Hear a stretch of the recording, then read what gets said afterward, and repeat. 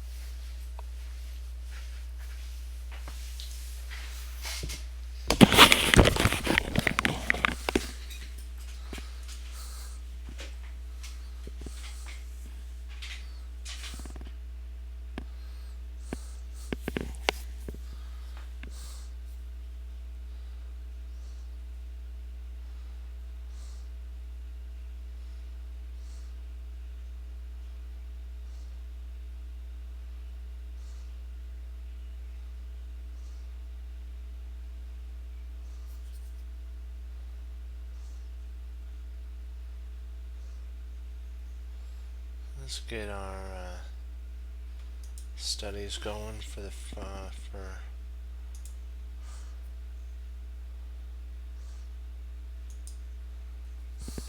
Let me get a sip and then we'll get going.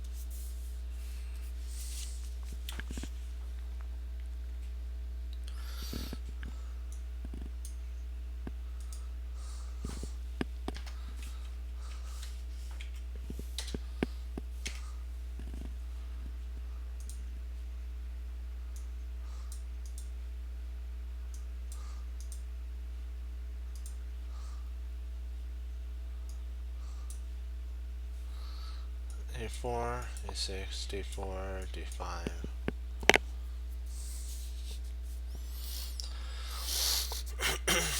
Knight C3, C4, E5, C5, and A3. B takes C3, B takes C3, and then knight knight to E7, and knight F3. This is what it says. This line, like the A4 line, which we had just looked at, is also incorrect and fails to black's mounting challenges that black's going to put on white. You're going to see what black does. Black actually plays b6, so if the pawn takes here, he can actually take back. And see, the idea is to actually to play a6, bishop takes a6, and then knight takes.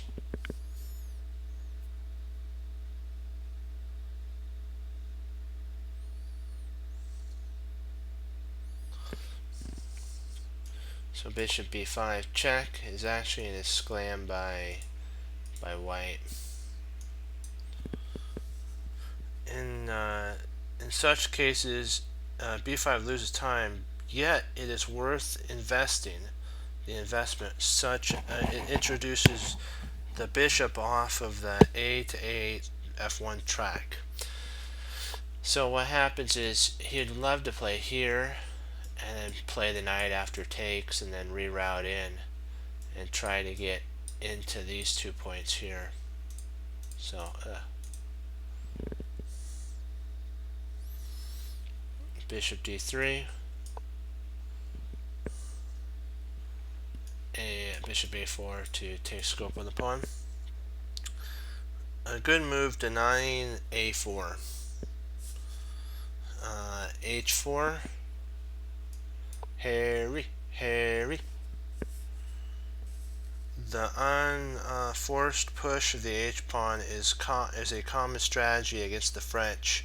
White's idea is to seize the vulnerable kingside square h5, then possibly lift the h1 rook into the game via h3, and it also clears the way for g4, and black is tied down to the defense of g7.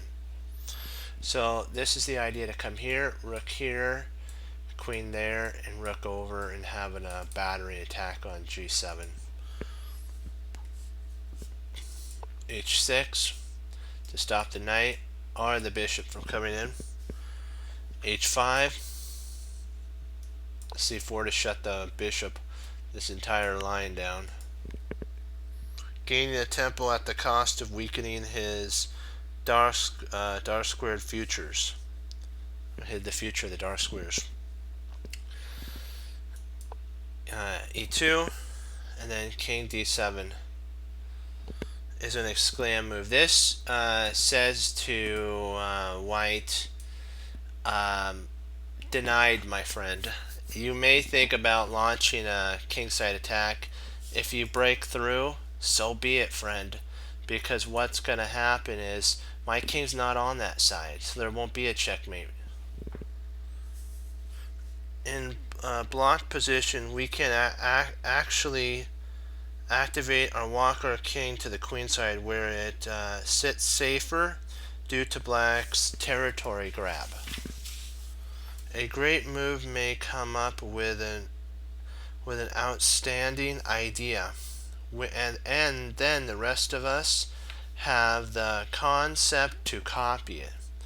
I believe it was Mikhail Bonvinik, the 30-time world champion, who first came up with this maneuver. The move looks almost like a mouse slip, but in this instant it is a debatable idea. The first reason we're going to look at it, the kingside grows dangerous for the black king, so it strolls its way to the queenside safely. They lift the king. Black makes room for another shocking maneuver of queen to g8 and then queen h7. So queen g8 for black, and then queen h7 to take scope on this pawn. So bishop f4 was actually played here. Queen g8 exclam. He's setting up his idea.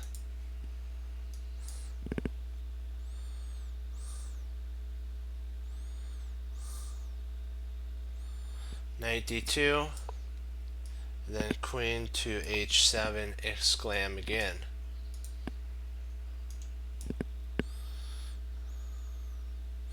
The queen now is increasing the influence on the light squares. Most important, C2. We have reached another important French position that we need to look at. So rook a2 is actually played, but c2 requires coverage. The c2 requires pawn requires coverage by the rook. Knight a6 with the idea of coming in here.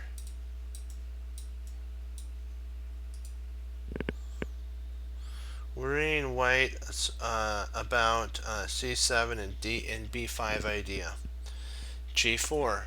So white's going, hello, gotta get the party started.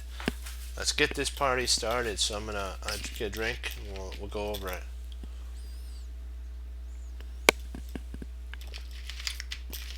Gary's like, I see you're locked down, friend. I'm coming to your rescue. Even if I have to sacrifice myself to open up the position, I'm willing to do it, friend. White goes for a pawn storm plan rather than relying on piece play with rook to h3. Knight c7. Too little, in my opinion. Too late. He tries to do the piece play.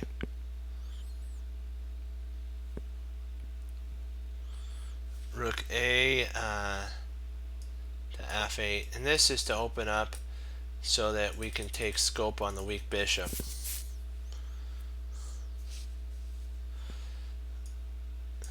Bishop rook e3, king c7, king c8,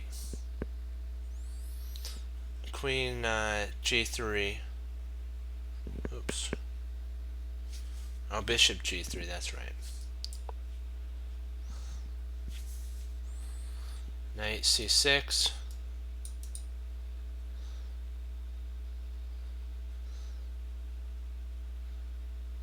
With the idea of potentially coming in via b8 to, oops.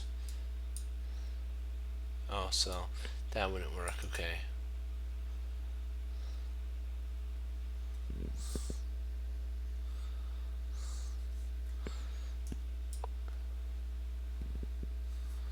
h2 g8.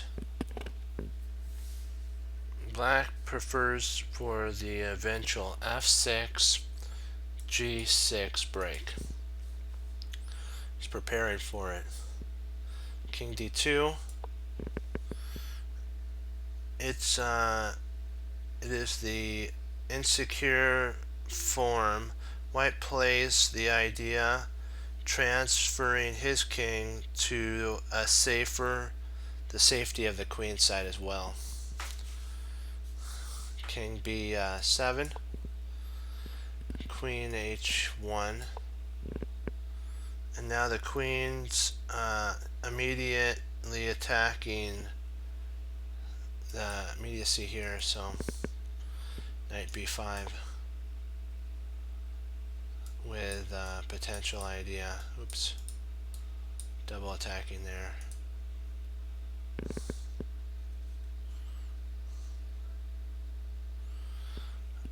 Knight e1.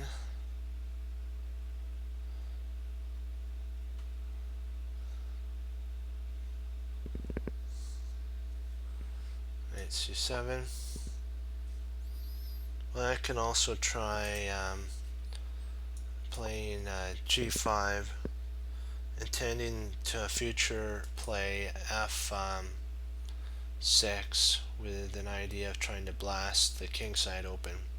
That's a playable idea, but black wants to keep things kind of closed up. There's not much going on for white. White's kind of cramped, really cramped. King g2, rook e8. This is so that when the break happens, there's two defenders of the pawn. Rook E8. Okay, F4. White's like going all guns blazing. I love it when white does that. F6. And at last, a clash of the pawns. E takes F. This is considered an interesting move. I think it's interesting too because it's a tug of war at this point. Who can push? Just like the last game, he said, I would have avoided this swap, which I believe helps black. It does help black because of one thing. Black's going to try to blast open with E5 next, and R potentially after takes go F5 and see if he can't undermine the king side even more. G takes F is forced. Knight H4. F5, there we go. See, F5 is a much better move. It's going to try to cause the concession of G5. Knight G6 to shut this down. F takes G, and we were just like, we don't really much care even if takes, because we've now created a division of the pawn on H5 and the F pawn. So now these could be targets that our knights can poke a little bit of attack at, or our rooks can start tickling a little bit with saying, we're coming for you, we're coming for you. And then this is, it's actually attacking the pawn, attacking this pawn, also preparing for, let me see here, well, just I guess it's a pretty prophylactic move too. Queen H3. You know what I was thinking? I know this is interesting. I was thinking of potentially knight to E5 here, but I think the reason this doesn't work is after knight takes, pawn takes, that loses a piece, so you can't actually do that. This idea here is it protects this queen idea. Now I see the it actually involves a tactic. If the knight tried E5, now it would actually fall apart. So there's no knight E5 anymore. Okay, there. King A6. Rook A1. There's no infiltration on the king side, I mean queen side. And then knight to E7. Exclam, because let's take a look what the idea of knight E7 is all based on. It's based on setting up a discovery against this here. So if like the rook takes, our bishop takes, knight takes, queen takes, we have queen takes, rook takes, and then knight takes, and potentially about equal. Knight takes E7, which is actually I was shocked. That's a dubious move. He probably should have retreated back and outposted on E5. That would have been a better idea. Rook takes E6, knight takes E6, bishop takes E6, queen H7, bishop takes G, rook takes not G8. You're supposed to take F5, bishop D7,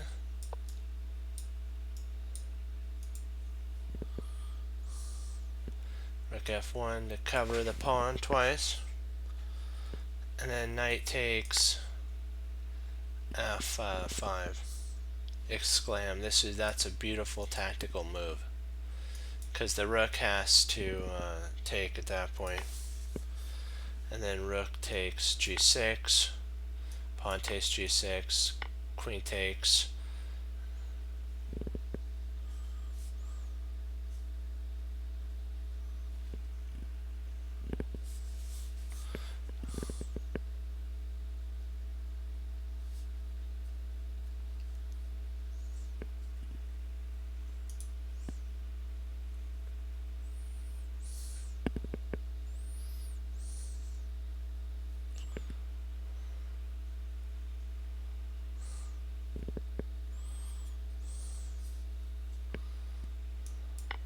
Takes g, queen takes g, rook f6 here, queen g5 check, bishop f, queen takes f6, queen takes d7,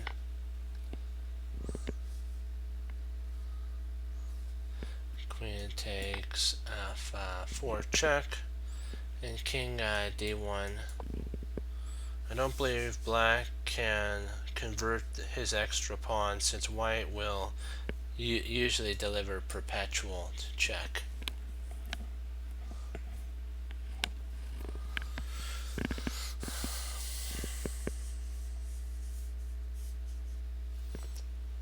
Rook takes e, rook a, e1, queen f8, and then f5.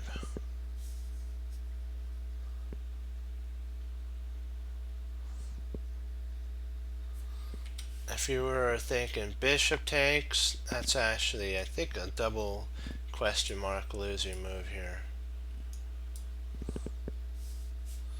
Knight takes, rook takes, and then I think it's bishop d7, and you win an exchange.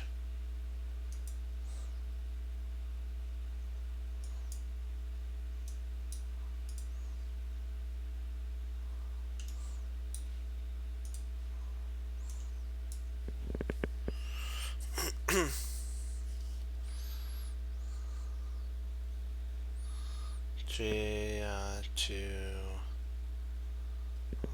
eg7 double attacks the bishop, gets and earns an exclam mark. Bishop d1,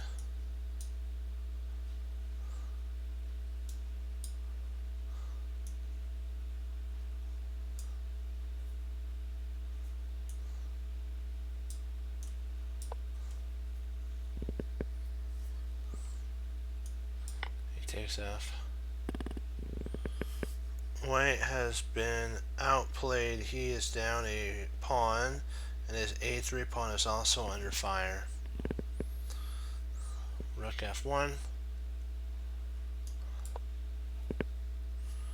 queen takes a3, bishop takes c7, exclam.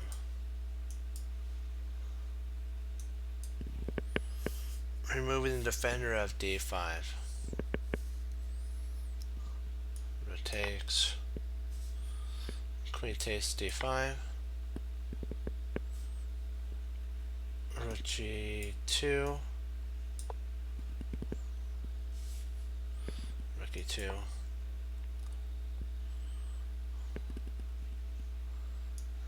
rook g5 to attack the queen. Queen f8, exclam. You may wonder why white is so annoyingly reasonably offering a swap of queens when being 2 pawns down.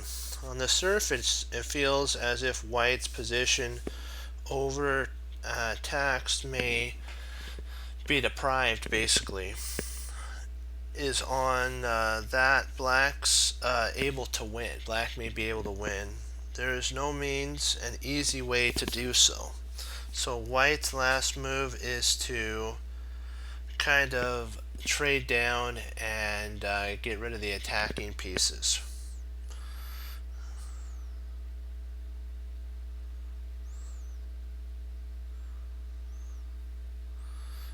So what he's basically feeling is, the author was saying, after you've basically had to go through, like if you hurt your arm or something like that, or your leg, and it takes time for the basically for rehab to happen.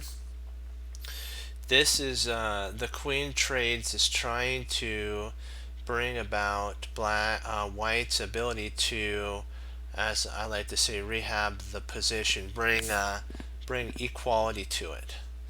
And if he can eliminate one problem that could be causing the sitch by eliminating the queens, then he would be able to um, get up and be able to walk after a while. Improve, exercise, and get his position going, as I like to say. Queen takes. We can disagree as to what is black's best plan, yet there is no advantage. I have a feeling that this ending is only promises black failed hope of trying to get his passed pawn, his a pawn, to get down the board. It's going to be pretty darn tootin' hard. And the D and H pawn, perhaps black should rely on his initiative and thus not swap, and should have played queen to b2 exclam, saying, you're the one with all the weaknesses, friend. I have really no weaknesses. All my pieces are active, and all your pieces are bound to their spots of protection. So, not a good thing. And then what he was basically threatening is this type of an attack here.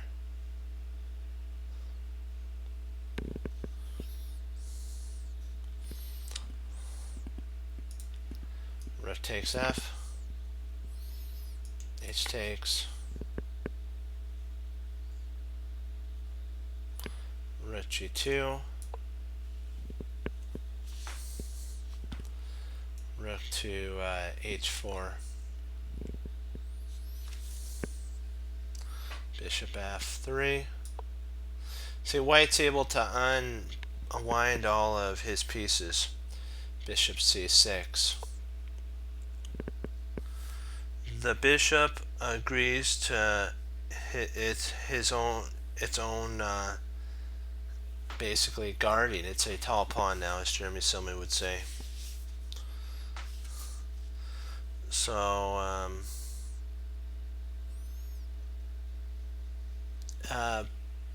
rook f, rook to e6, and king b5. In times past, people traveled in groups to ensure basically protection. That's the king reinforces his bishop while clearing the way for a5. So basically, this move clears the way for a5, protects the bishop, which frees up the rook to get involved.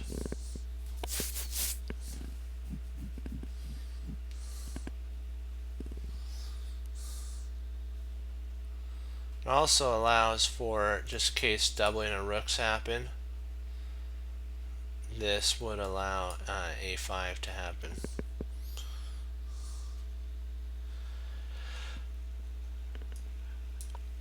And of course he does it.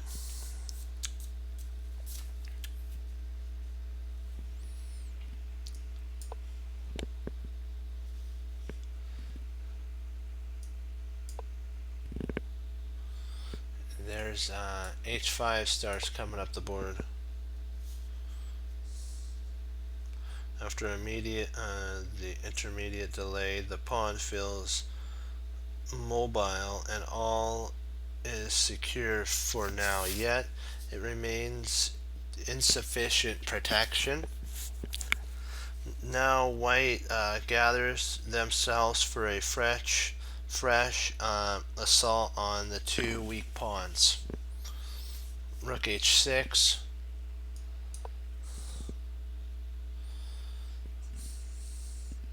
h4,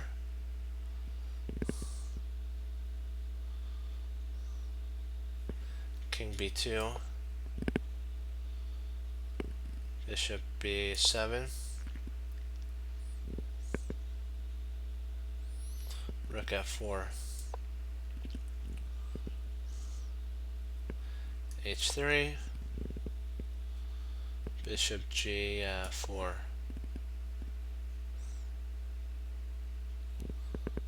and then bishop takes,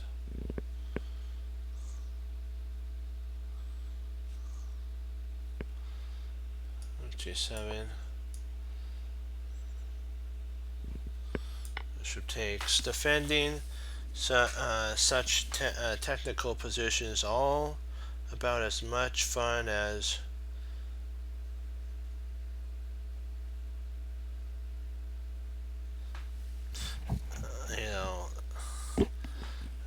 basically it's not fun at all. The weak h pawn fell. Now white gets his chances to hold the game, since all the remaining pawns are fixed on the same side of the board.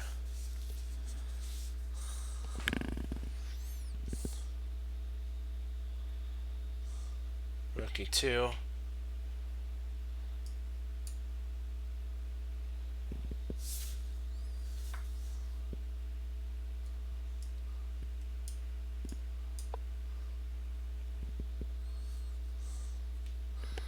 rook d6,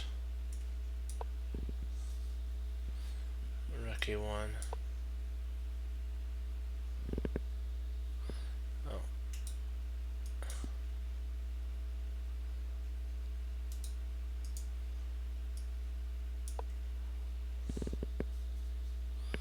rook e1. And the idea is basically to double up, try to mate the king. Left run's mate if he could double rooks on the first rank. So rook f1, exclam. Oh no, you do not. White avoids playing bishop e6. That'd be a silly double question mark move. And then there's no way to prevent check, check, back, and then that rook coming over here.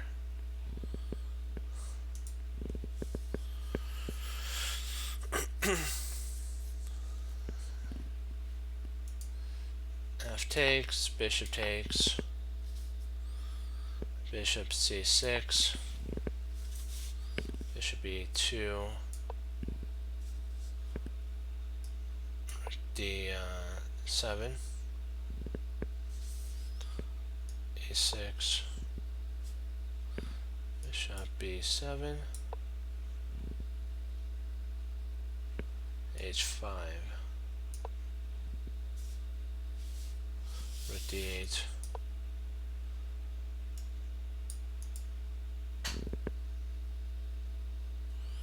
and then e8 check, king a5, and rook e7 after the bishop.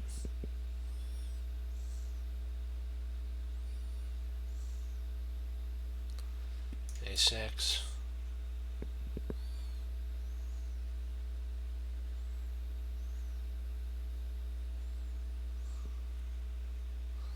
the idea is if he takes there, then they'll take here. rook takes, and then d7. And the rook, it says, draw, my friend, draw.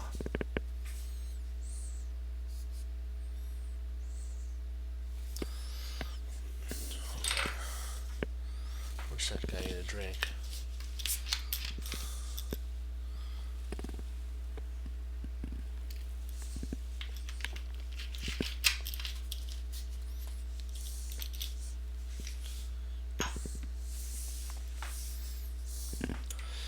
Let's pull up another one.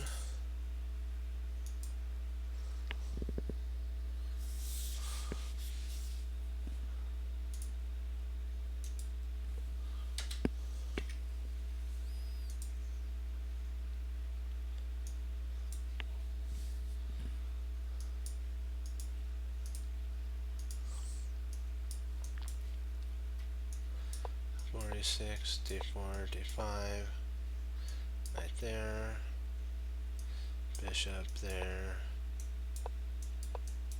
and that's the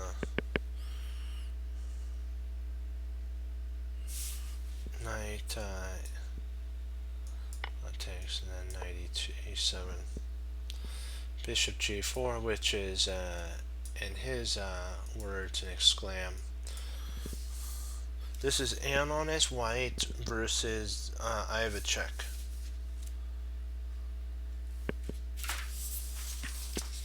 This is the chess version of clearing one's throat to get your opponent's attention. Heavy theoretical lines are simultaneously seen here. Our best players have been overloaded. Just to give you an idea of the complex level of this line, one of the Swedish grandmasters, Emanuel Berge, wrote a 300-page paper on this position alone. In 1960, one of the a grandmaster also wrote a paper, and in 1980s they wrote another paper on this line. Chess opening have basically, the older games have played, instead of queen g4, a4 or knight f3. But the dynamic, chaotic move of queen g4, which is today considered White's best shot at an advantage in the Winnier. Bishop, queen c7. Ivacek obviously doesn't believe in this type of a setup. He's basically going for the poison pawn variation of the Winnier. In part of the risk, we look over the board and we have the idea of sometimes foreseeing what the moves are going to be, and in the poison pawn variation, this has like almost 13 moves long that you have to go through, like takes, rook there, takes, c takes d, and knight e2, knight e2 exclam. This is actually the best move, and White covers against the queen check on c3, which would actually win. The knight covers that, and queen takes, e5 won't come with check now either. So knight, what White does play knight b c6. This now will win a pawn, or potentially. See, the idea is, it looks this. I'll do the move that they played is here, but you're thinking, why can't White just take there? Because if White did take, then the queen could come into c3 here, and you would have a fork galore at that point. You'd have a choice of which piece you want to take. So f4 is the only way to hold this idea. It's to hold the pawn and not to take. It may look like white is just up 2 pawns if he plays c takes d, but we already looked at that knight takes d, and then if knight takes d, then the queen can go to c and win a rook in the end. These are all tactical ideas. So f4, bishop to d7, and then queen d3 to hold on to this pawn. The white queen returns to the game, and now c takes d4 really is a threat here. Hold on, let me get a sip of soda and I'll be right back in here.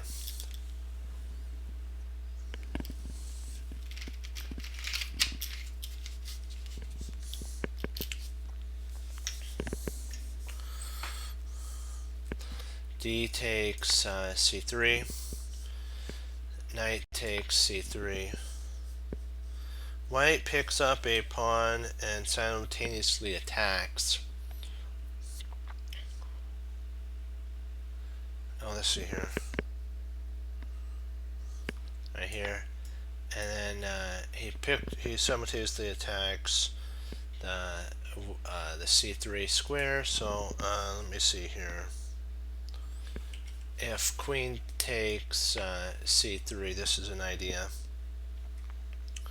There's also rook b1,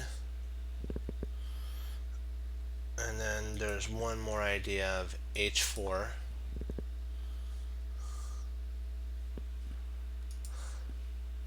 So that's an idea.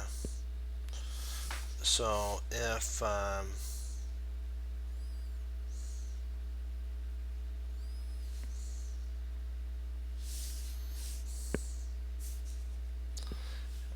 let me see here.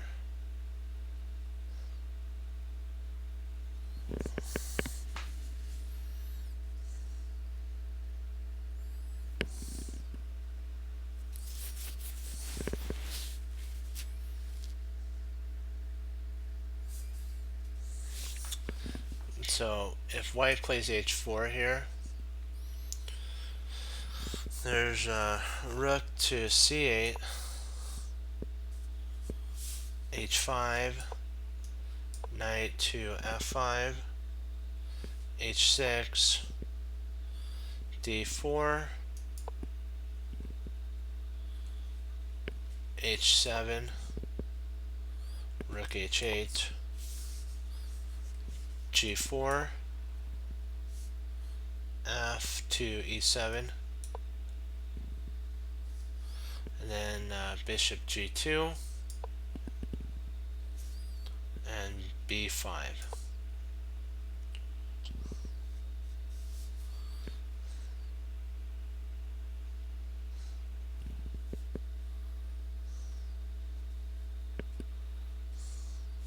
Or b5. Hold on, what did I?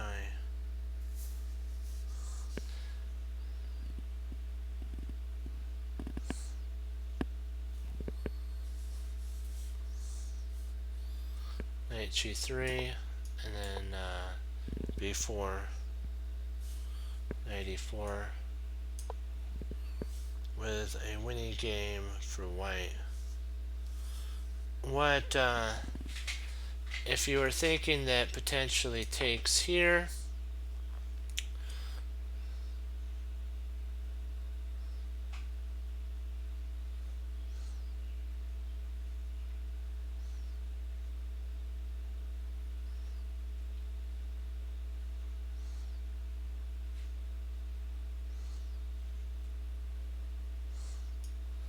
This it takes. I'm not sure why white didn't just take. There has to be a reason. I'm missing something here.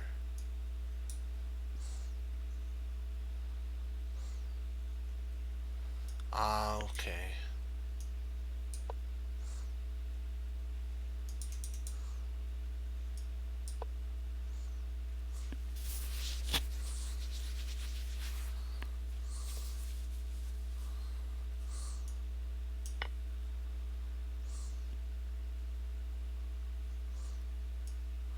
Okay, so that's the move. So, okay.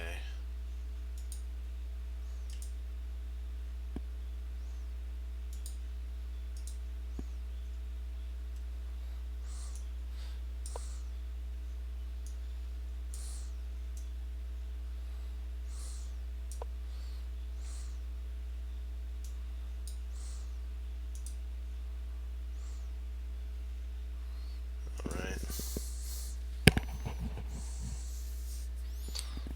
So A3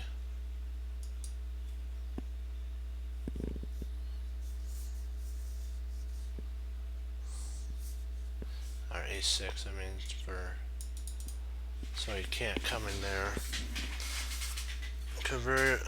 Covering for B4 followed by D6. So the queen would have to come back, and if they did that, then you lose. So that's why A92 castle queenside.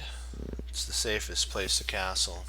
G3, easing the pressure on the G file while preparing to complete the kingside development with bishop to G7. G2, I mean.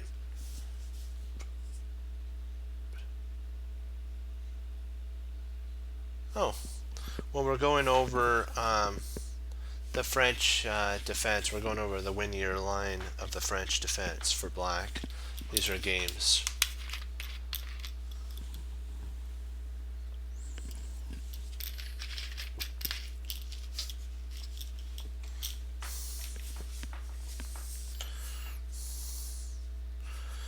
So D4 was actually played. Following the principle of creating con, basically the ability of getting a knight in here. We're trying to get our knights motivated into here. C Queen C4. Oops, not F4, C4. If you were thinking of knight takes D4, knight takes D4, queen takes D4, and then bishop C6, which double attack. Picks up an exchange, the rook in H1, so that's why the queen went to F4 here.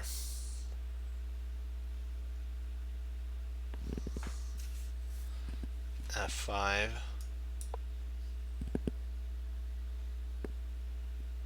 This is also covering G4 is covered by the rook on the G file, so you can't play G4. Bishop to G2, and then knight A5, exclam.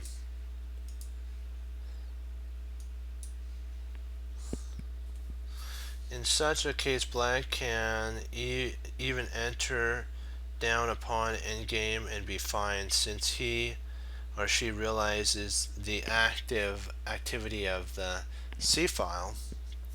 Pressure in this instant, Ivacek does not violate the poem that that Browning actually he talked about. Never allow one to reach an excellent position without basically this. I think that's with one. That's what he wrote here. So I think that he was talking about most poems have a passion for the position, and Ivacek, who's black, had a passion for this move here, that he wanted to trade off the queens and go into an endgame where his two knights are more advantageous are better than the two bishops because it's a closed position. So Anon took the pawn on c7. King takes c7, and rook to b1 to take scope on this pawn here.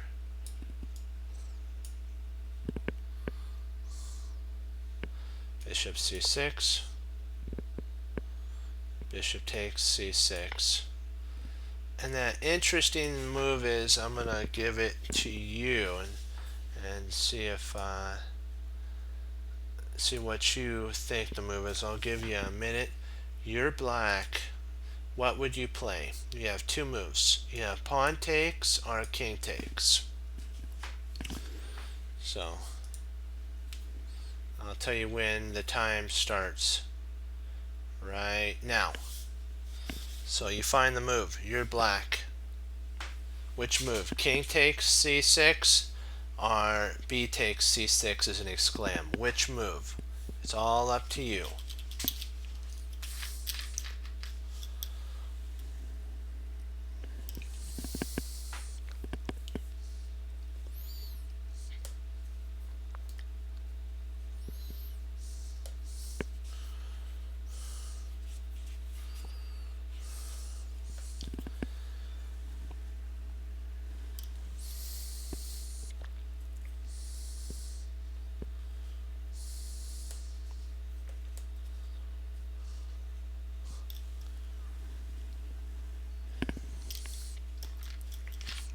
Seconds. 9, 8, 7, 6, 5, 4, 3, 2, 1. Alright. The exclam move is king takes c6. Exclam. Boom, baby. Endgame principle. Use your king in the endgame. So this activates the king into the endgame. King f2, d3, pawn d3, c takes d3, rook takes d3. Black's powerful activity makes up for the loss of one pawn.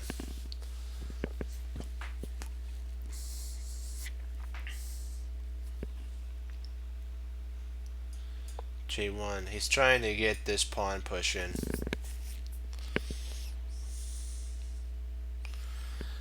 Rook h. And so that if this happens, he picks up a pawn. Rook h1. Let's see. h4.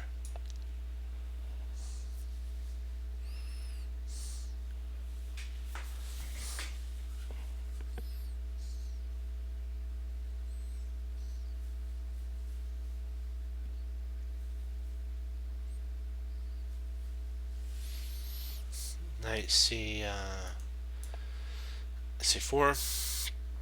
a4,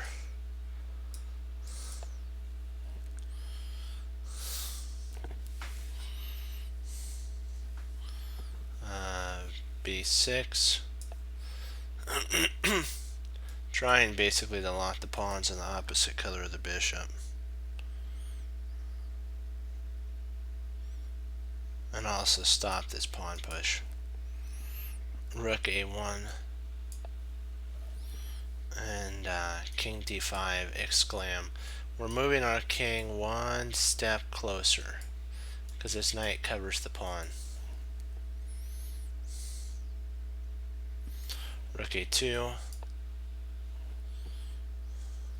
king e4, another exclam move, one king closer, marching closer and closer. Next we'll have some checks and we'll even get our king even closer in. Plus king is a fighting piece in the endgame. Rook e1. Knight h6.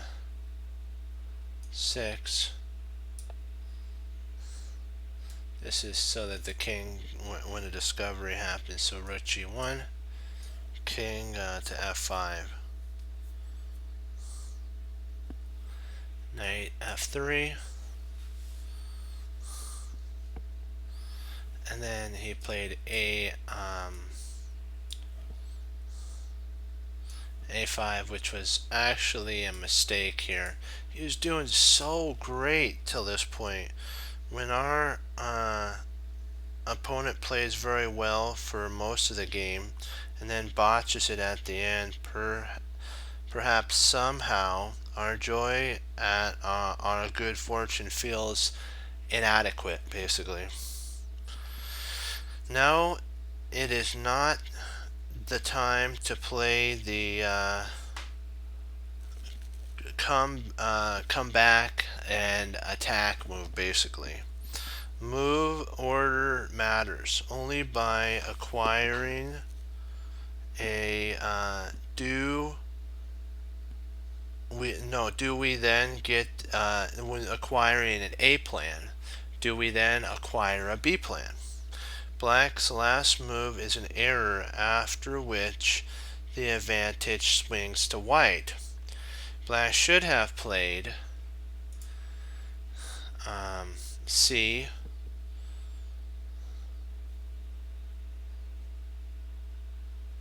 Oh, did I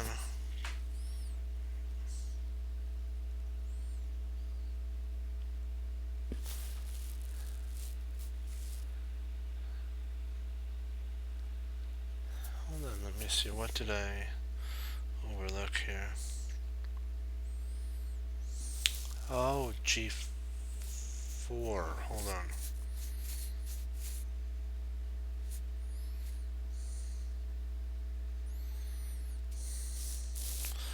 Oops, I made a boo-boo here.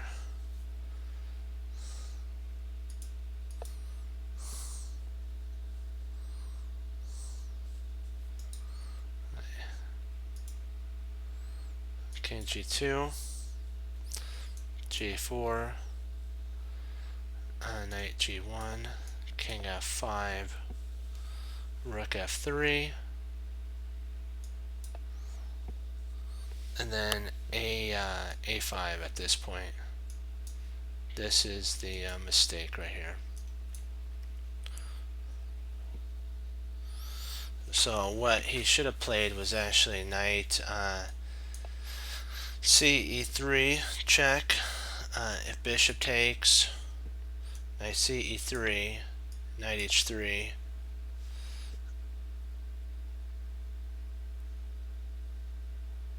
and then King G6.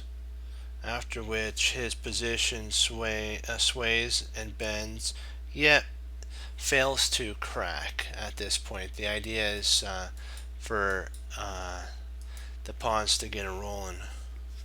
But Ivacek played A5, knight G5, King G6, A2, Rook A, E1, or E2, A E2, Rook to B3, and then Anod played F5 exclam. The art of calculation is to correctly determine what piece is doing what to whom. Anon struck his initiative, basically hit his initiative really good with a powerful line opening sacrifice, and the defense is unable to withstand the battering rams of the rooks that's going to be coming down the pike. F takes, or E takes F. If King takes F, then it's actually a double question mark at this point. This is losing. Knight takes F7. rook h7, knight d6, knight takes d6, pawn takes d6. Actually, rook f1 check first, sorry.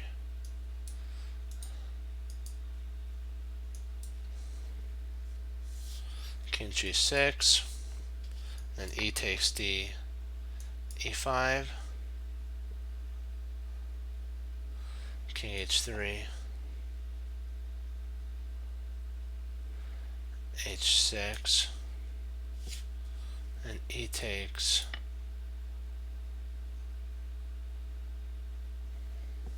and black totally collapses at this point. So e takes was his best option. e6, exclam.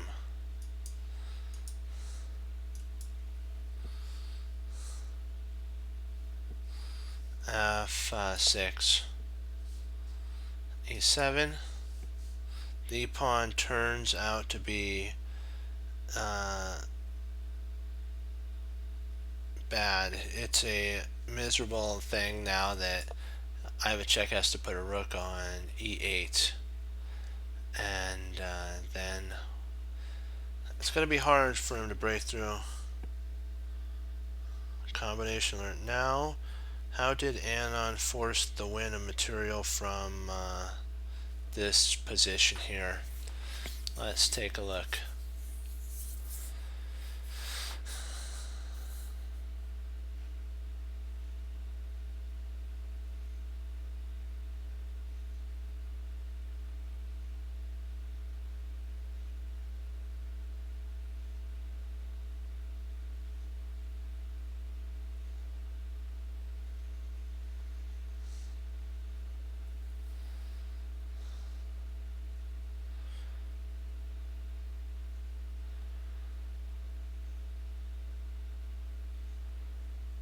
Let's say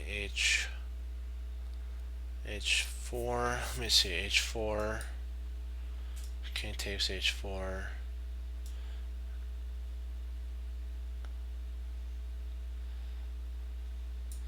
Is it knight? h5. Yay, we got it. We got it right. h5 exclam. Now the king's forced to take, and then e6. Oh, wow. Boom. Another exclam move.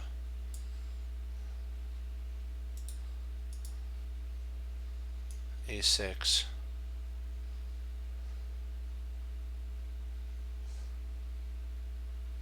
That's the exclam move. King g6.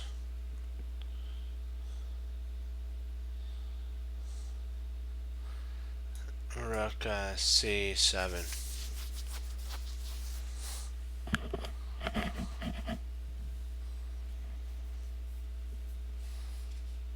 So if you were thinking that rook takes, and that actually picks up a piece.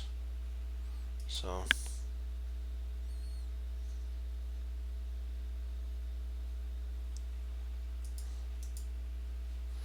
actually he says hangs a rook after. This is hold on.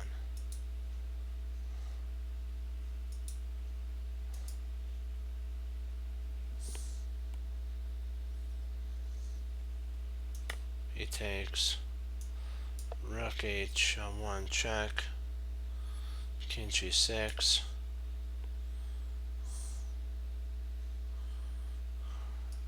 knight rook f4, king f7, and then h that wins a piece. King f7,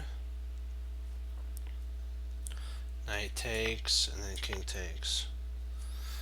The exhausted king walks on the feet which no longer has basically any feelings. He's joking that this king is just like walking all over the board, and he's realizing what do I do? Now he's right in front of the pawn, and this is not turning out good.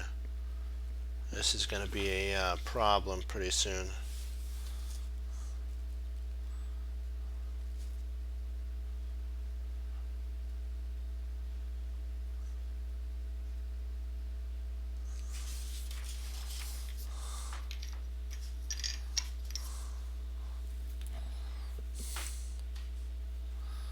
Rook e6.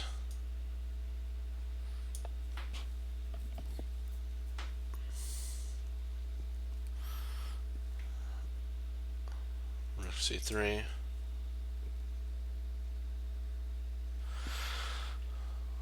Bishop f4. Just tightening up all loose ends. c2 check. King g1.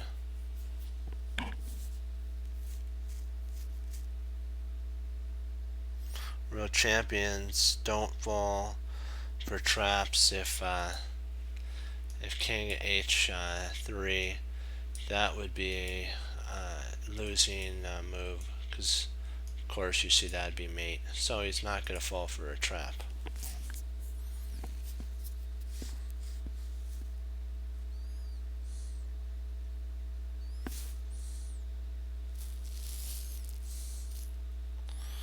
Knight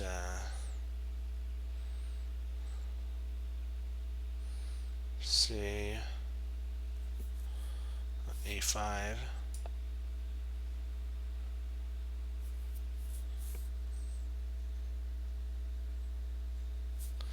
Takes e.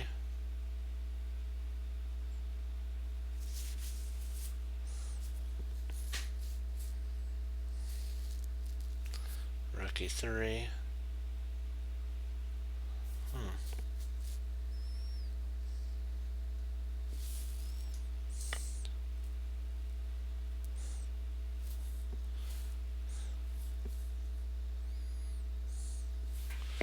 Rook e3 to cover that. That's okay.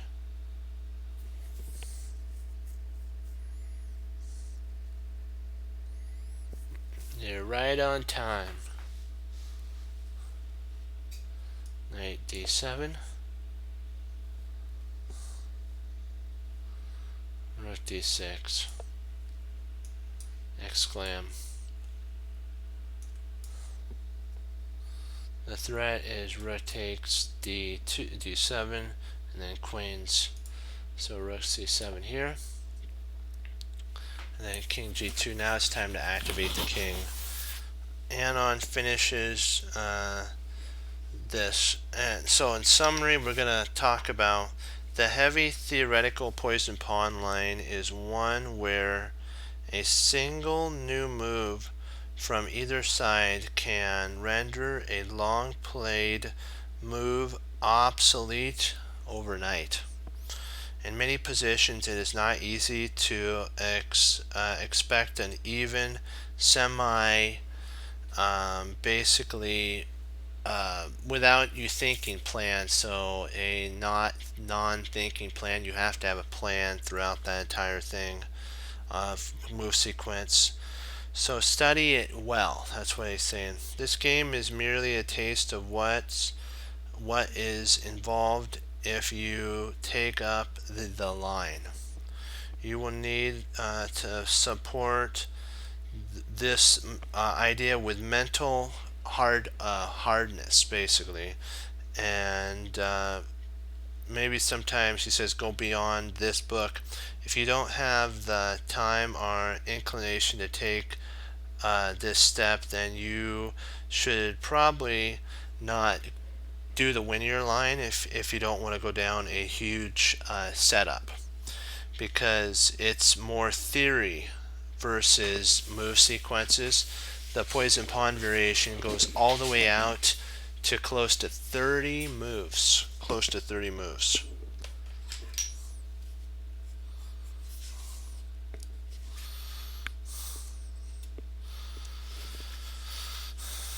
I have to erase this. Let me make sure I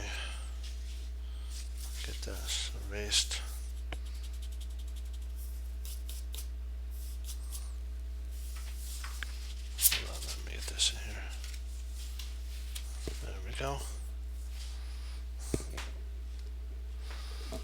So do you want to go over some endgame, or do you want to do 6 puzzles?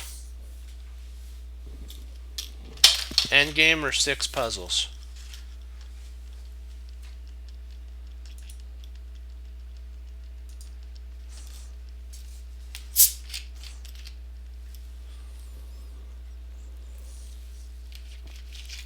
Okay.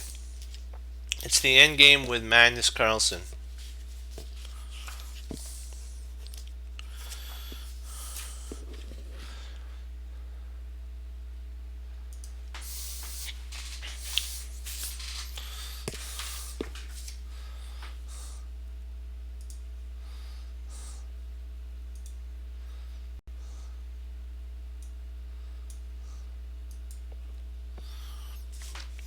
Magnus is white, and his opponent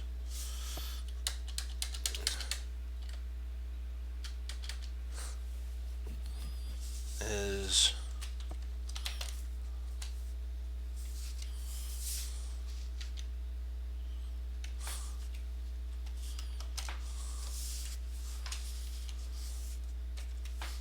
I think this is his trainer now as well, as a friend.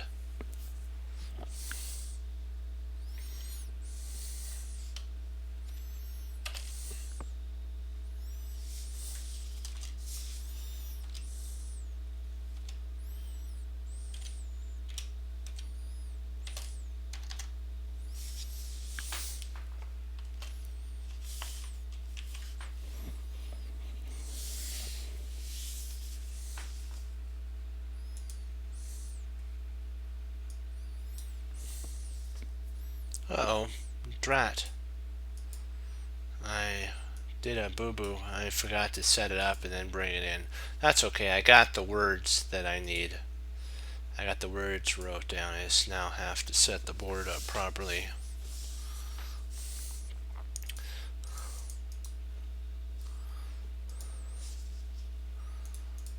So one of the 2 steps are done. Gotta always look at the positive side of things. Sometimes it's hard to do that, but it's, you know what, when the Lord's in control, all things are possible. To look at it positively. Do, do, do, do, do.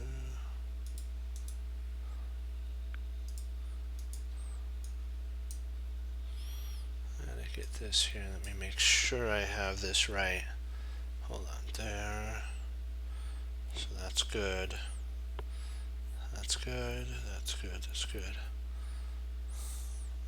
Okay, dokie. Turned into a study.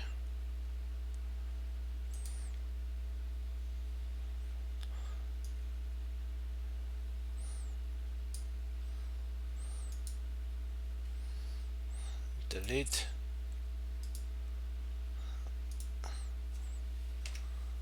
There we go.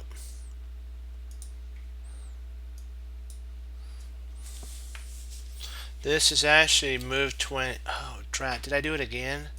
It's black to move. Drat.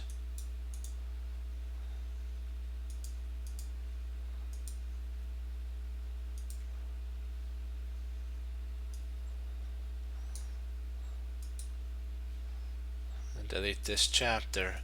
We will get it. There we go. Now we got it. This is actually on move 28. So that, if you're wondering what this is from a young Magnus's game, move 28 end game.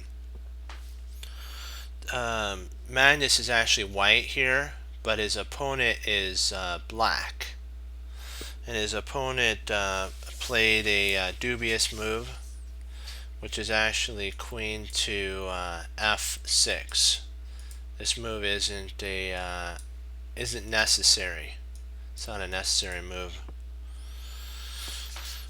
The Carlsen's young companion, basically friend, wants to ease the tension with exchanging his queens, but this worsens his position. Black should have actually tried to have kept the tension and played knight f6 with the idea of infiltrating the knight in. And if knight d3, there would have been some play with knight e4, like we just talked about. Rook c2, because now you're attacking the rook, so the rook has to move with tempo. King g7, b c1, and this is to go after the double attack the pawn. Potentially play some sort of maybe knight coming in here, or maybe even a knight here and attacking the weak a pawn. You know, some sort of tension building. So rook e6 would have covered that 3 times, the pawn. And white could have tried g4, which is interesting setup at this point. White is clearly better, although it is not easy to increase the pressure. This move is perhaps the strongest. This is the strongest after the knight exchange. It is difficult to see how white can make any progress if he had played knight c. This is actually surprisingly considered by the author to be a dubious move.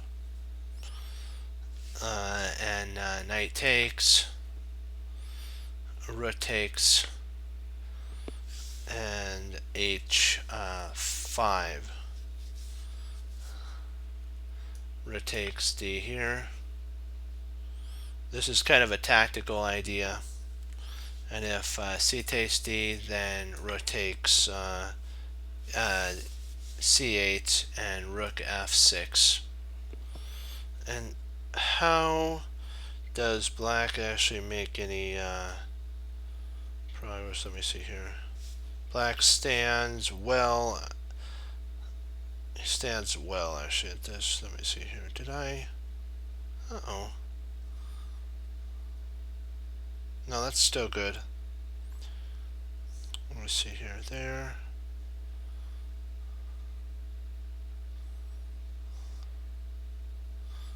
Did I make a boo-boo here?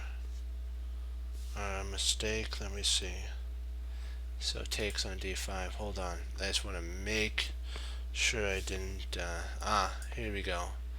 This is an idea. I think this is. We'll promote this idea. Promote.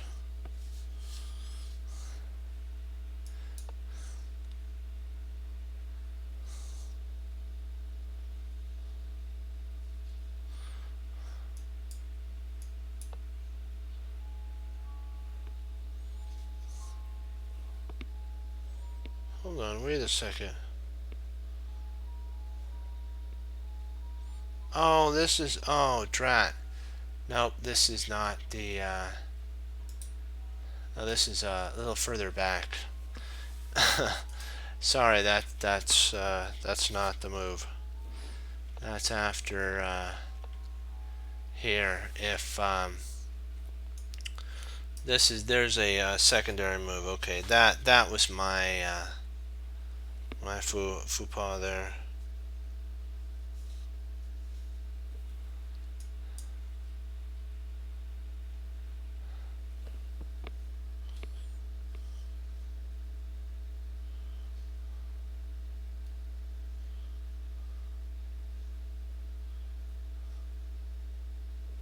So knight c5.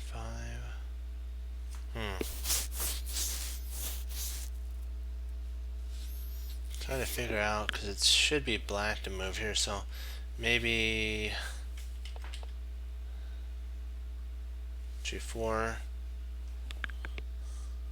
Here we go. And then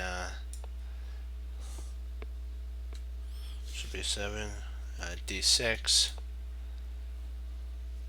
95. There we go. Now we're on the right track. Queen e8.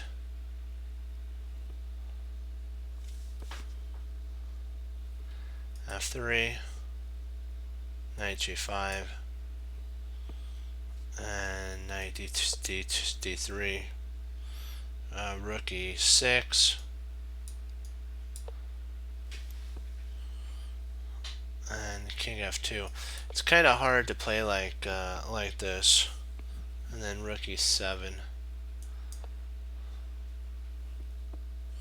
White's advantage is beyond a doubt, but I do believe there is no direct way to break through our win material in this one here.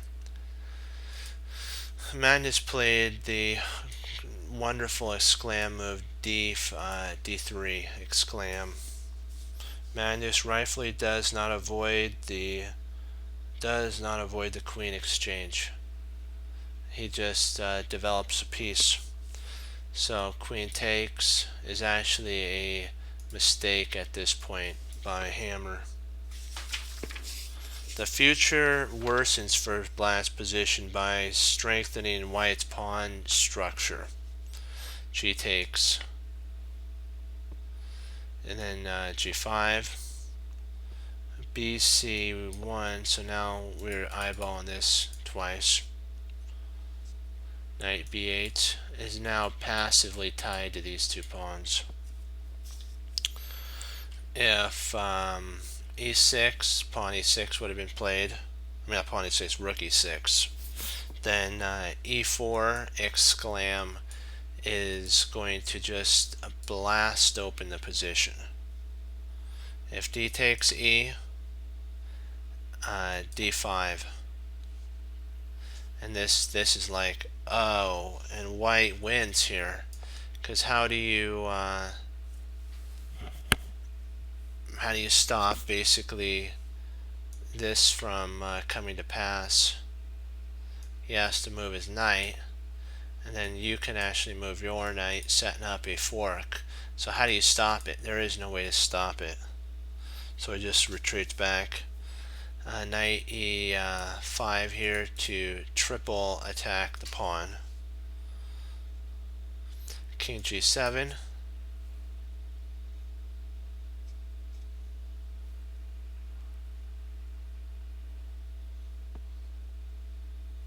And rook C5. It's kind of interesting. I know you're thinking, why not after this move grab here?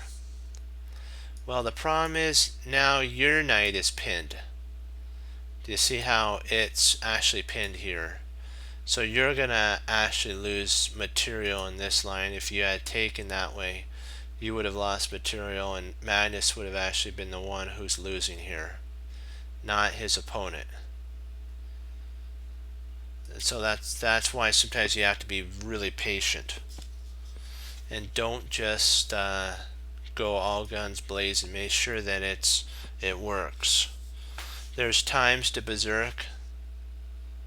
There's times to berserk, and there's times to be patient and wait for the berserk to come. So he goes E4 here. A slightly impatient move. See, that was slightly impatient. It was stronger to first improve the king with G2, King G2.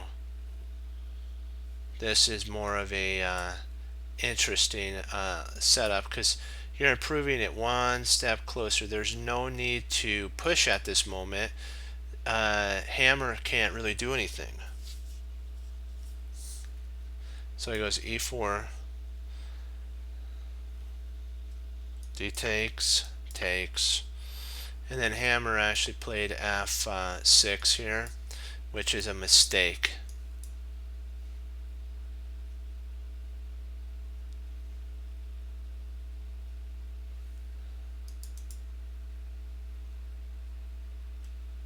Let me see.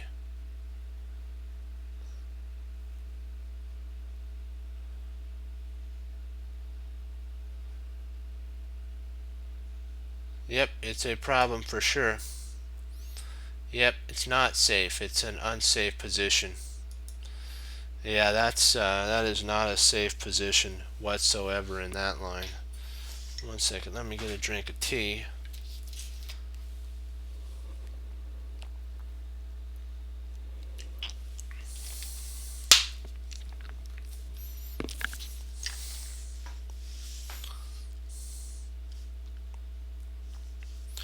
This mistake decides the outcome of the game here. After this, black will have no counterplay whatsoever. So what they're saying is rook e7 potentially would have been a slightly to be played at all costs, and then if f3, because remember he still can't take this pawn. There's still, now I guess he could now take the, because this pawn is supported here, now he can take it. And rook d8, rook d1, rook e6,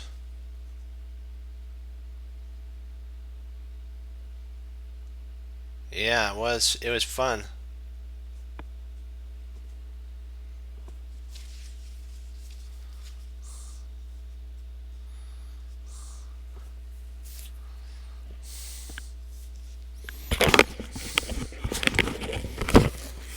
One second, hold on.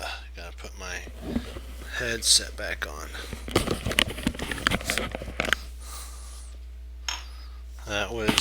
That was a fun tournament to go to.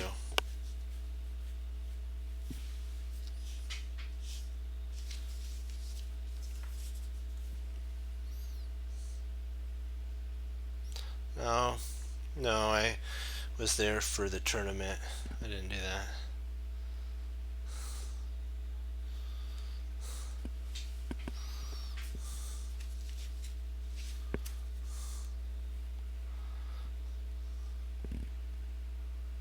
Let's see, e6. I'm thinking, no, did I do that? Oh, no. Let's see. Rook d1, e6. King f2. No, I didn't.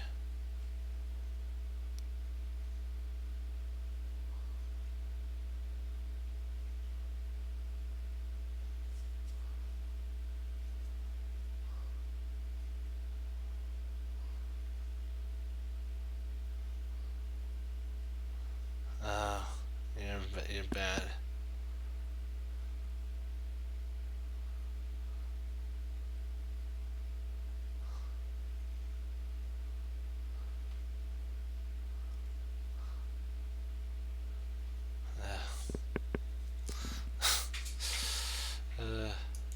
Yeah, it was cool getting to see Timur and Tatev and all the players like Alejandro and Christian and all those.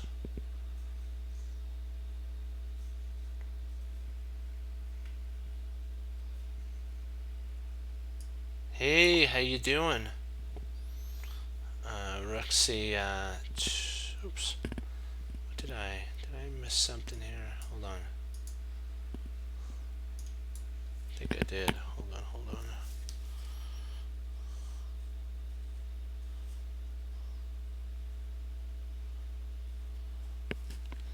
Uh-oh, I think I missed a move. Good.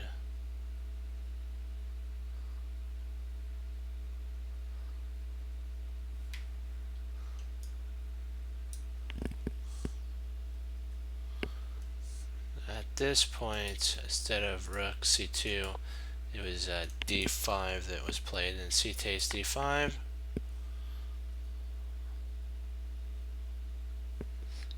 Rook c2, c7 at this point is crushing.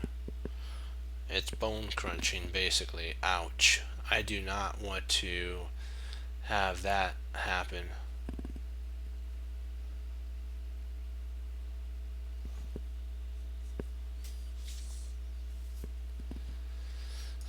King f7.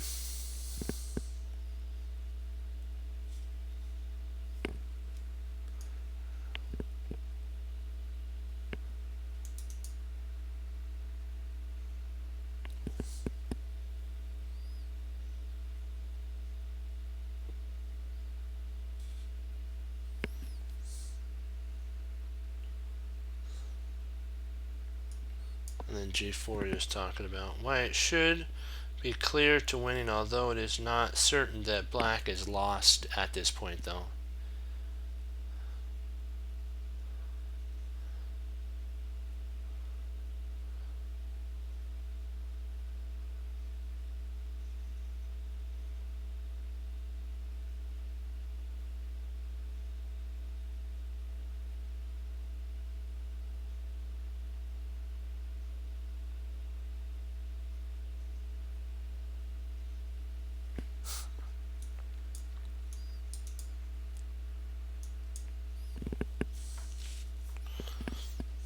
Okay.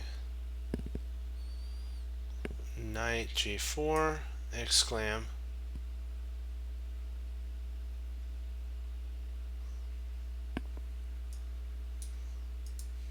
At this point, this is a young man. His Magnus correctly sees that f5 is the best square for the knight.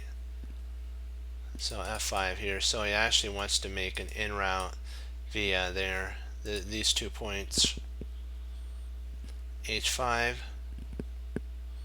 e3, king f7, and then knight f5, and in there it goes.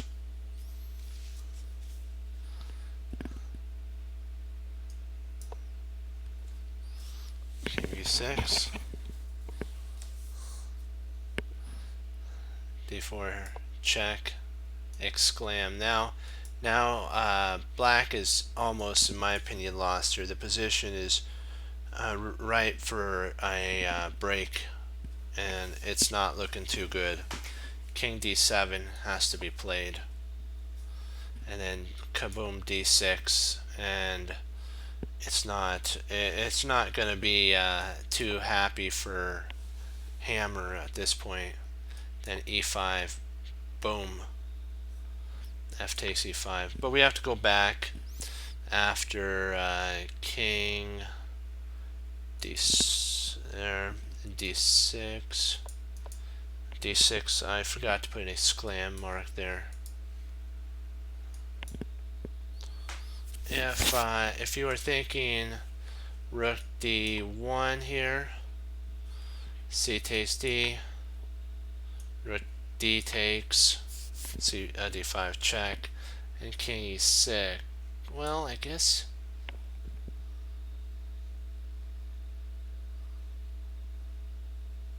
hold on, did I make another?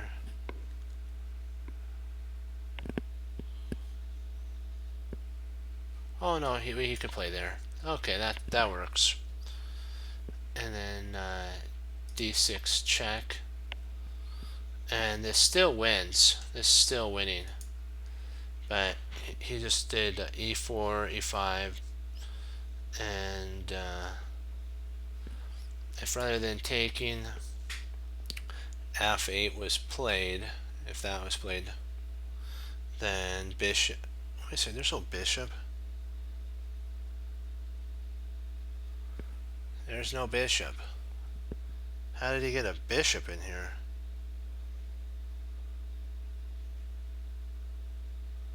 Uh-oh, typo error. It was bishop e1. That was uh-oh. Okay, we can't. That can't be played. So it must be. Oh, I know what it was. Rook e1. Oh, silly me, silly me. It's rook e1.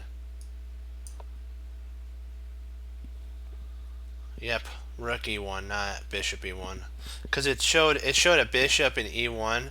I think the symbol needed to be a rook in e1.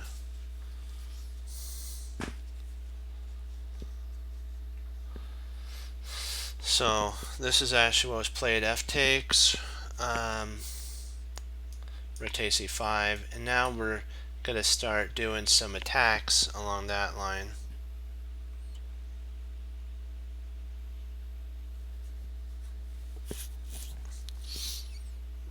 So rook e8, or d8, no, oh right, e8, not d8.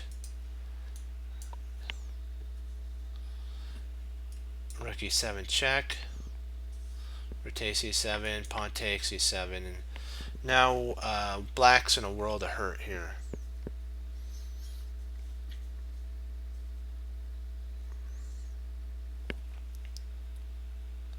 rook c7,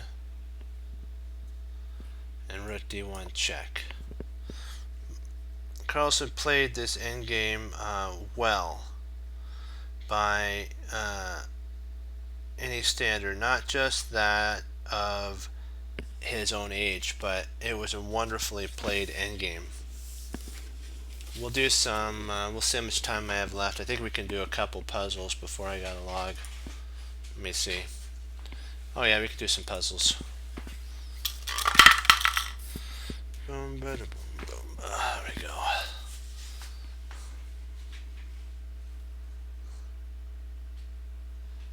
Board editor, let's set up some puzzles. We went over an endgame and two French setups.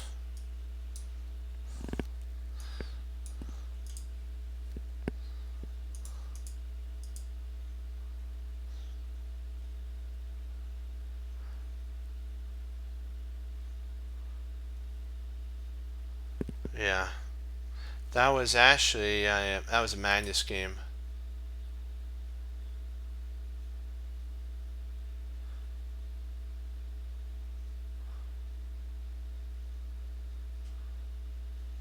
Oh no, not yet. I have to do that.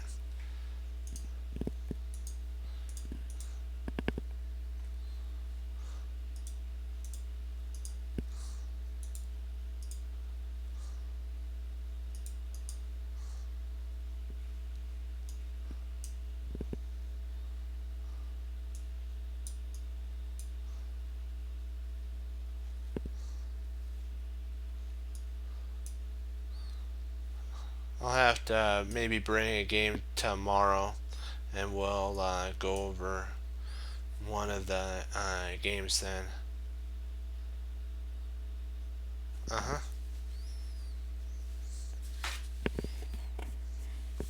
It was a fun tournament.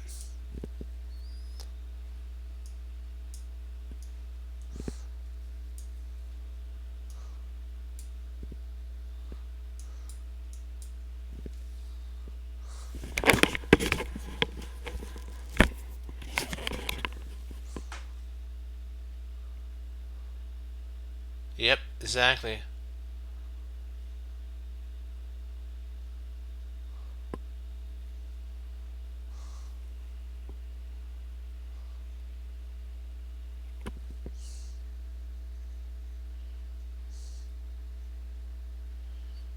There we go. Let me see here. I want to make sure this is a full board setup here.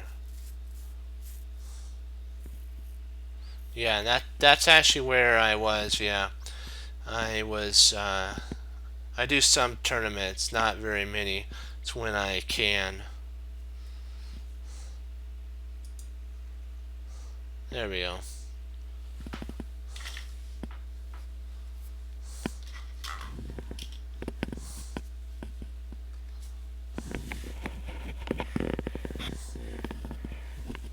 Yep, good job.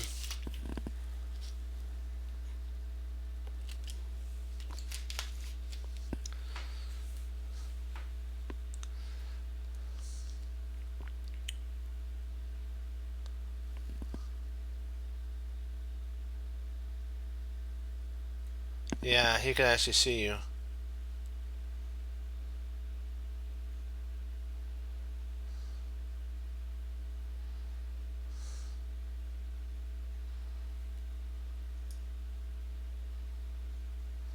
Let's see, I have to get this one set up.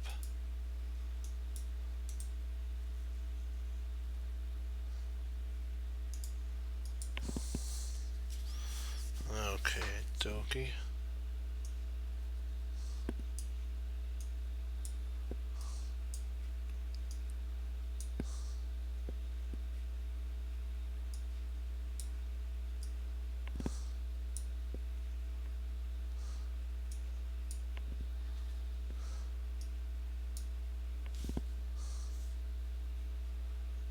There we go. White to move mate 2.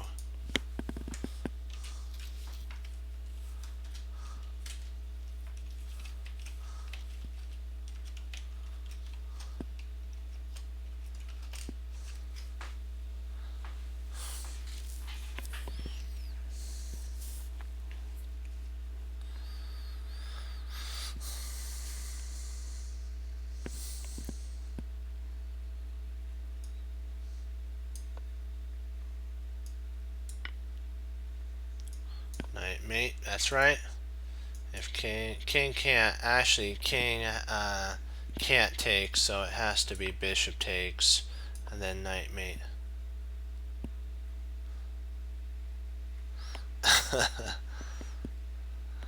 That's funny.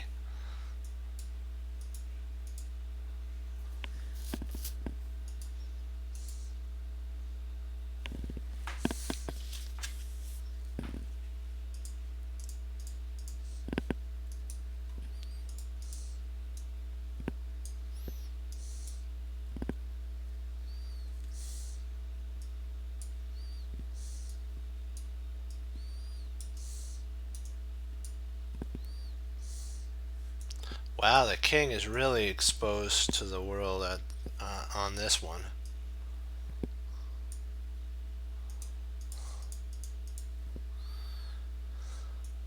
How did it get all the way over there? Wow.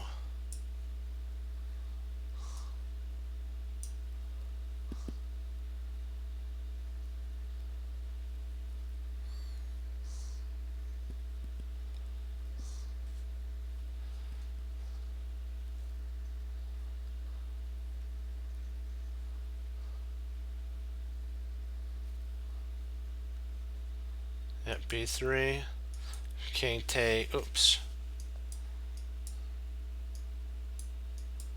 Let's analyze.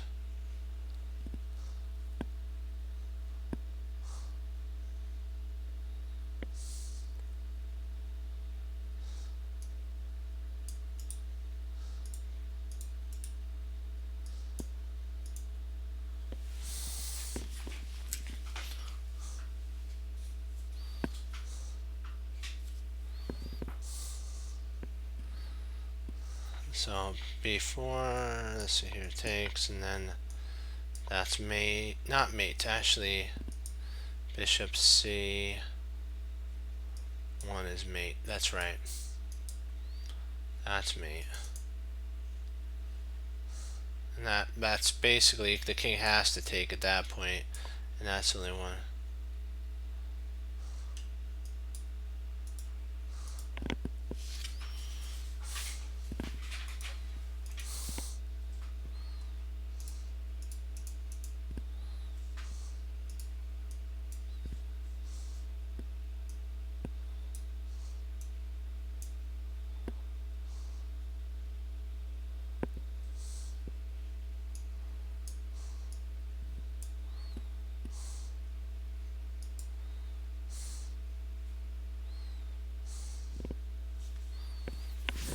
Let's see here.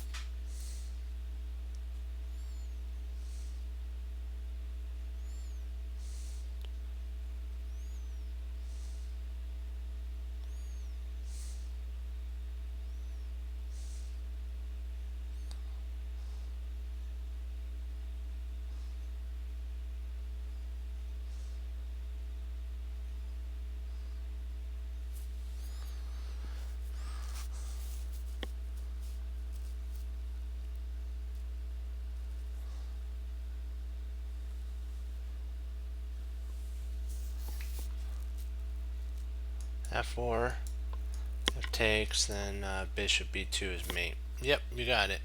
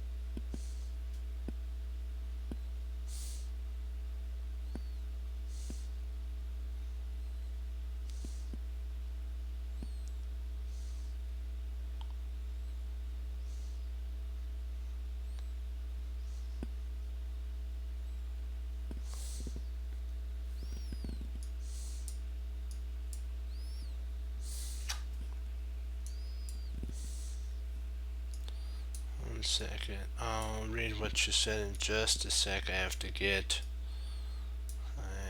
just get this here set up. Where's the white queen?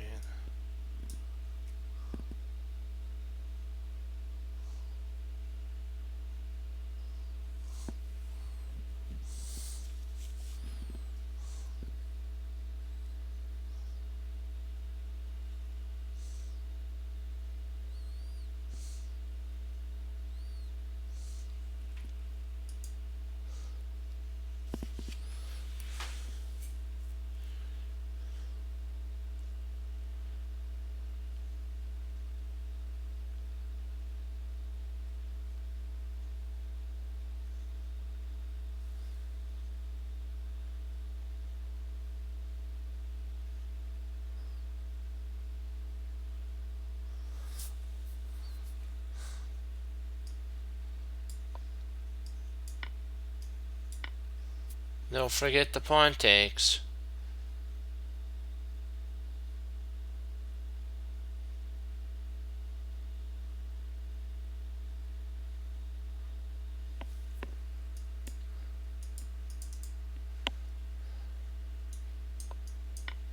And then bishop takes is also one.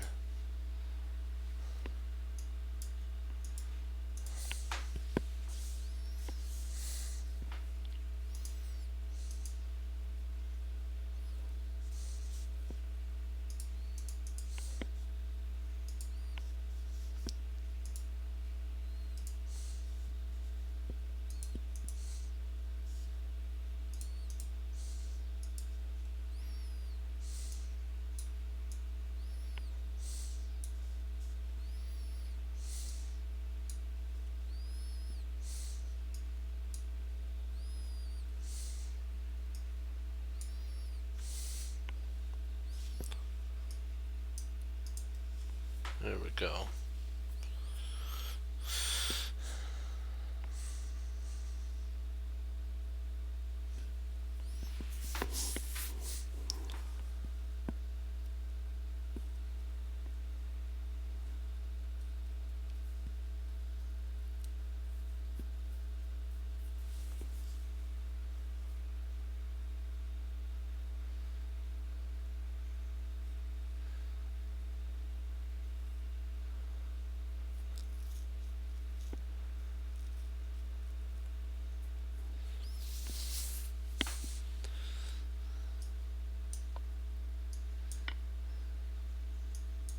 Boom. So there we go.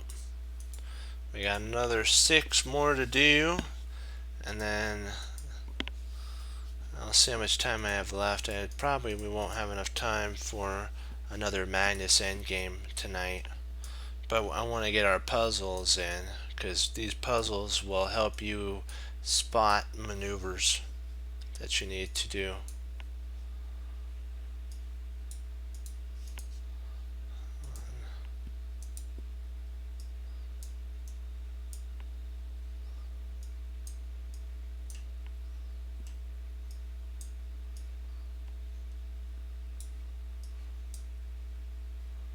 If that's what I should there.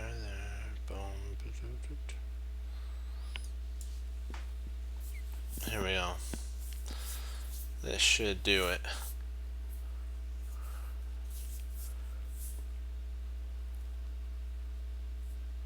I got it. Do you see it?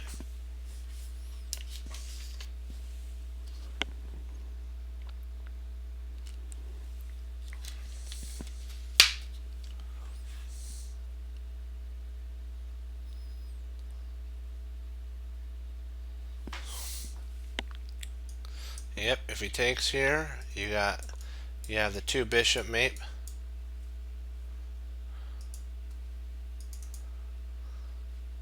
If he comes here, you have this mate, bishop f6 mate, or queen f6 mate.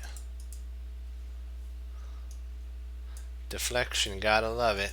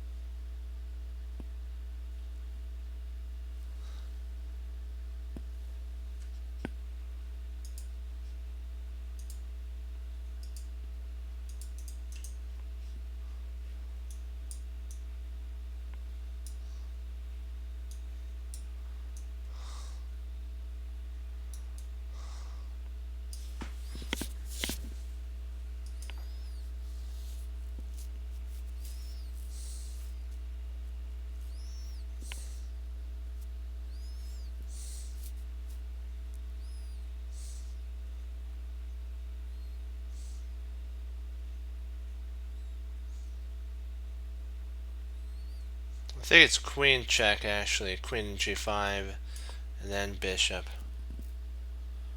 Queen g5.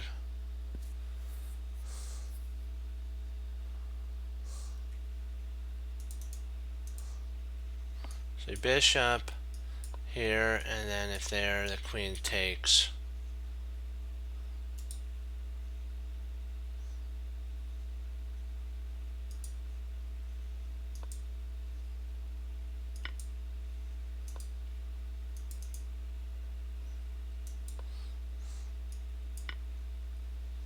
Yep, there's the other one. Another one bats the dust.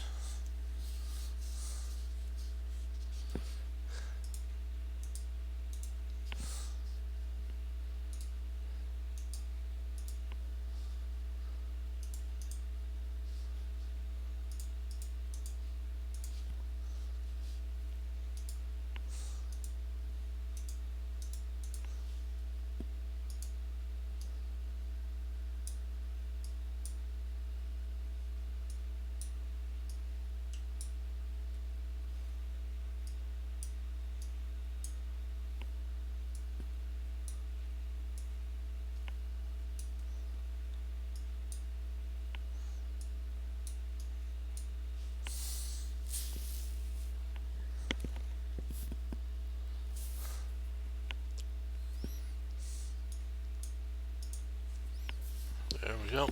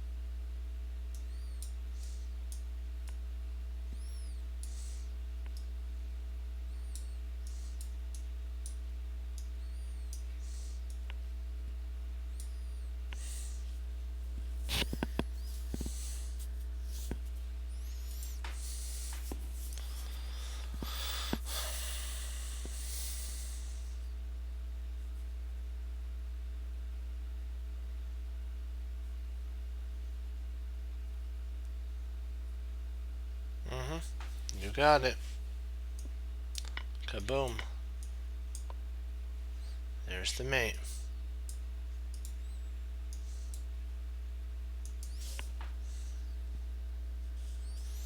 Two more.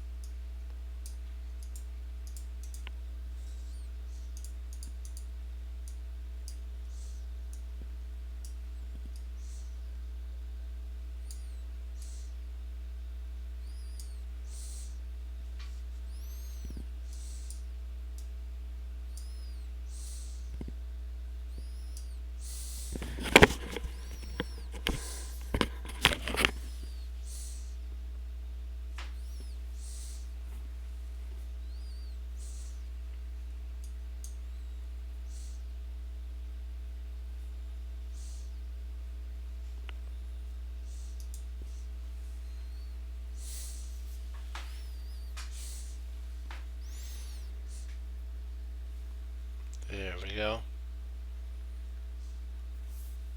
This one should be a walk in the park, yeah. Double exclam mate, boom. One more. And then we got our 12 done today. And an endgame and 2 openings, so we're doing really good for studying.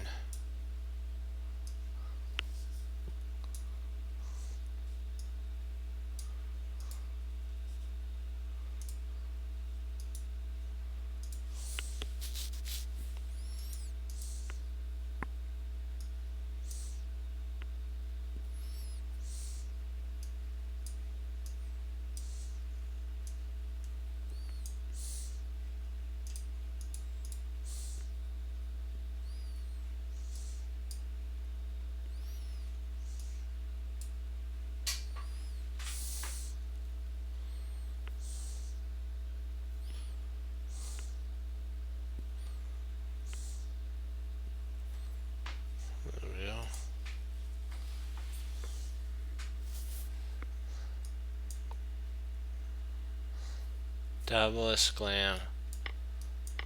Kaboom. There you go. Okay. If you got any questions, we did it. We got through all 12. Wow. I didn't know if we would be able to do it, but we did it.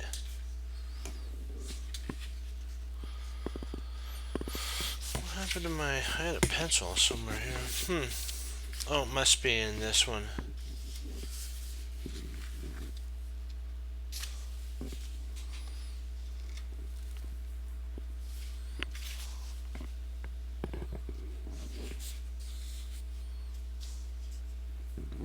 Let's put this there. There we go. Okay, so the next one, let me make sure. Yep, this one's here.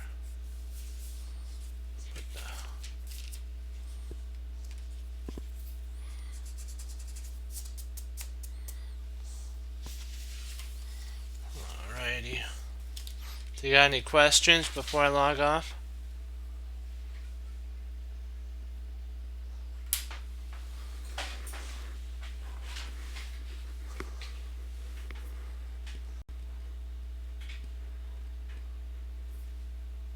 Okay. I wanted to thank you all for logging on. You know what? We're doing good. We're keeping it real. We are working and we're going to improve, and we'll get to our rating desire that we want to. And you know what? You just got to put in the time. It's just how it is. Got to go to the tournaments, do the best, have fun. Remember that chess is about fun. It's not always about, it's about the win in the end, of course. But I purchased a book that the author said that a success sometimes is when you lose, because you get to learn something more from the position at hand. You actually get to have a look at what you need to work on. And he says that success is actually something that you've learned, and that you don't repeat the bad thing again that you did. And he also said that patterns are something that repeat over and over again. Like he used the example of like riding a bike, like mowing the lawn, painting the house, washing the dishes, and all the stuff like brushing your teeth is a pattern that people get into. We call them habits, but another word you can apply is a pattern. And there's good patterns and there's bad patterns, and that's why even the Lord says that the patterns that you lay down in your life will affect the outcome in areas like chess, and it could be any field that you're in right now, whatever. If you're in math class, it could affect your math. That's why chess, when you play chess, it really helps your thinking. It helps your mind in all areas. So there's no down with chess. But if you make it all about winning and not about fun, then you've lost something. And you know what? That's what you have to come away with. You're not always going to win, but you're a winner if you take what you didn't know and then apply it, and next time you will win. So that's what one of the authors of one of the books that I purchased at the chess festival, or the open, I mean. And so what we have to do is always remember, what you think about is what you'll become and how you'll act. So if you think thoughts on the Lord, you're going to be doing the will of the Lord in that area. Whatever he has for you to do. If he gives you a talent, like in the talents of the Lord the manor, he gave the 1, 2, and 5, and he didn't give it to them to be mean. He wanted them to go out and use their talent to honor and see what they could make with it. The 5 made 5, the 2 made 2 more, and the 1 was fearful of basically investing and doing anything with their talent. And by doing that, they ended up angering the lord of the manor, and he basically took the one and told the one in the one to be gone and leave, and gave the one to the 10, because the lord of the manor can trust the 10, which was now 11, because it's not by works or anything like that. It's just, you know what, how do you handle the talent that's given to you? And I always think about that when I'm studying, and I always think, would this be what the Lord would want me to do? And that's what goes through. That should go through the mind of a chess player and all the stuff. But every long journey begins with one small step. That was from a Yazir Sarwan statement. And we have ours, that we don't give up, we knuckle down and get back up. We also remember that chess, you have to bring your Chess Cruncher Grandmaster glasses to the board when you're playing over the board or online. You also have to remember that to treasure your victories and learn from your losses. And remember that mistakes do not define you. It's how you handle the mistake that defines you. And take what you know and apply it. That's what Bruce Lee said. And be willing to do something with it. And he also said that there are plateau points in a chess player's life and in life in general. But are you going to be satisfied with the plateau that you're at? Or are you going to be like in the cartoon with Goofy, Mickey, and Donald Duck when they get the bean? They go up the beanstalk and they have to climb the giant steps. They had to make an effort to get to the inside. They helped each other up, and that's what the Chess Cruncher team does. That's why I ask if you have any questions. I'll do my best to help facilitate more learning, but in the end, it's all, as I like to say, the onus is on the chess player themselves. The teacher can only direct them to, information, but the chess player has to take it to the next level, or whatever field that you're in. You have to take it to the next level, and whoever the teacher is, you have to, at the end of the day, you're the one that has to do the work. And that's just how it is. And Bruce Lee said he didn't fear the person who practiced 10,000 individual kicks, but he feared the person who practiced one kick 10,000 times. That's why you study. But you know what? When it all is said and done, what do you leave for the next generation? And what is basically the legacy? And a Chess Cruncher's legacy, and we're known for, Team Chess Cruncher is known for this. Chess Crunchers hang up their coats, they hang up their hats, they sit down and study when most won't.